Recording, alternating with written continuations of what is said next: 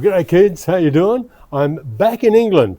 I'm in the town of Newcastle upon Tyne, which is the English way of saying it's Newcastle on the Tyne River. And I'm in a very special street in front of a very special house. See that one, number 9? That's where your grandma, your Uncle Terry and your Auntie Linda lived when they were very, very young, before they moved out to Australia, when their parents, your great-grandparents, decided that they wanted to be 10-pound poms and move to Australia. So this is where they lived. That's the house. Right next door is where their good friends Barbara and Percy lived, and this is their street. Pretty cool, eh? I don't think the street has changed all that much over the years. It still probably looks pretty much the same. Have to ask your grandma about that though, but looking down the bottom of the street, the hills off in the background, it's probably pretty much the same. Anyway, they lived here for a few years. They packed everything up and moved their whole life down to Australia. And if they hadn't have done that, you guys wouldn't have been here. Anyway, I'm about near the end of my trip. I've just got to head down south. I'm going to be, as you can see, I've got the wet weather gear on. It's raining a little bit, so we're going to start riding down south. I've got to get to Felixstowe, where we've got to clean the bike and get it ready to put it back on the boat. So let's all get ready. Let's hop back on the bike and start heading south, eh? Before leaving Newcastle, I thought it'd be nice to show you some of your grandmother's hometown. And to help me do that, I contacted Zoe. Now you remember I met Zoe while I was riding in Ireland at the beginning of this trip. She said I should pop in if I came to Newcastle. So I did. Zoe took me for a trip to Tynemouth, which is where the Tyne River spills into the sea. And we checked out a few of the highlights. And Rui just loved the giant bicycle, although he had trouble with his feet reaching the pedals. Then Zoe took us to Holy Island, an island that you can only get to by car or bike when it's low tide. This is about an hour north of where your grandmother lived when she was in Newcastle. You never know, she probably came here for a holiday. After that, Zoe, who drives a tourist bus, invited me to be her co-pilot on a day trip down to Whitby and Scarborough, which are seaside towns just south of Newcastle. Whitby is where Captain James Cook was born, and there's a miniature version of his ship, the Endeavour, moored in the harbour. And finally, we drove through Stockton, Lambton, Gateshead, Wallsend and Hexham. Do those names sound familiar? Well, we went through those towns on our way to see Newcastle's version of the Sydney Harbour Bridge. Then it was time to leave. I know I've said it a few times on this trip, guys, but it really is hard to leave after you've spent a few days. I've spent nearly a week here with Zoe in Newcastle, and it really is hard to leave because you build up a great relationship, a great friendship, and once again, you know, we'll be friends forever. And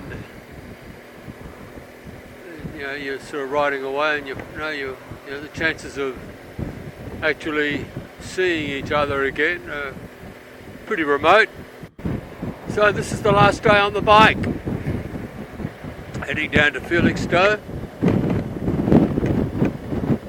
Last day of packing the bike, and last day actually riding the bike. We've got a big day. It's about 5.5, nearly 6 hours on the bike to get to Felixstowe. So after a big day on the bike, here we are back in Felixstowe, back where it all began 6 months ago, would you believe? Crikey, it's a long time ago. Well, it seems like a long time ago. So what I got to do now, I've got to get this bike cleaned, get it perfectly clean. Our laws in Australia are very strict in regards to how clean a motorbike has to be when it comes back. I have to dry up my tent and my sleeping bag, get all that cleaned up. There's a fair bit of work to do over the next few days to get this bike ready. Well kids, here we are, back in the warehouse where it all started 6 months ago. Look at her, beautifully clean again, as clean as she was when I got her off the boat. And now she's going to hop back on the boat and go back home. The panniers are just down there. They're all wrapped up in their bubble wrap to keep them safe and dry as they head back on the container as well. 30,000 kilometres we've done on this trip, or nearly 30,000 kilometres. This has been the trip over the last couple of months. We went from Hamburg down into the Black Forest where we travelled around there for a day. We went across the southern part of Germany into Austria, then into Slovenia and Croatia, went back into Slovenia for a little bit, and then we crossed over into Italy where we spent a little bit of time.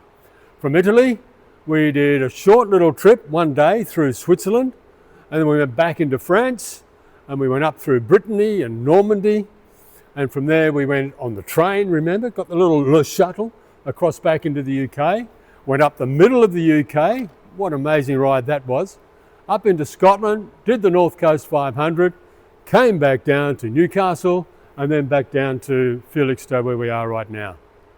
An amazing trip, eh?